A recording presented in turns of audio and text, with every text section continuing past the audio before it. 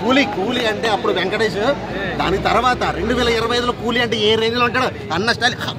ఆ స్టైల్ 80 దాటిన 20లో ఉన్న ఏజ్ ఇంకా పోలేదు. నిజంగా నాకైతే మాత్రం మెంటలెక్కిపోయింది అసలు.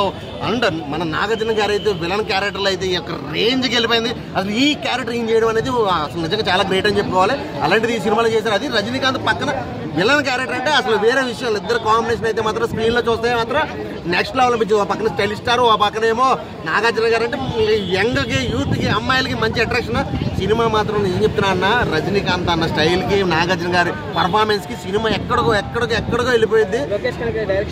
చాలా అంటే చాలా బాగుంది అసలు. నిజంగా నాకైతే చాలా బాగా నచ్చింది. ఆ స్క్రీన్ ప్లే డైరెక్షన్ కానీ, ఆ మ్యూజిక్ కానీ, ఆ స్టైల్స్ కానీ ఇందులో ఇంకా నాకు బెటర్ కనిపించింది. రజనీకాంత్ గారు ఇంకా బాగా యంగ్ అయిపోతున్నట్టు అనిపించింది నాకు. నిజం చెప్తాను, నిజంగా విక్రమ్ సినిమా కన్నా చాలా అంటే చాలా బాగుంది నిజంగా.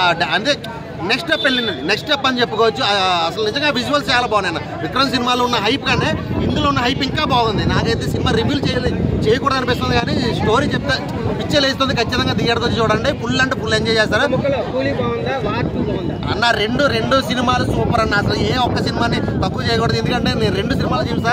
2 సినిమాలు కూడా సూపర్ సూపర్ సూపర్. పోటాపోటీ ఎవరికి లేదు, ఇద్దరికి పోటాపోటీ అన్నట్టుంది. అది 1000 కోట్ల, ఇది 1000 కోట్ల, ఇది 2000 కోట్ల, ఇది 2000 కోట్ల అన్నట్టుంది. 2000 కోట్ల రికార్డుని వార్ 2 కొట్టిందా, కూలీ కొట్టిందా? ఇప్పుడు సినిమా చూసారు కదా అన్న, ఇది చాలా పెద్ద క్లిష్టమైన ప్రశ్న ఇది.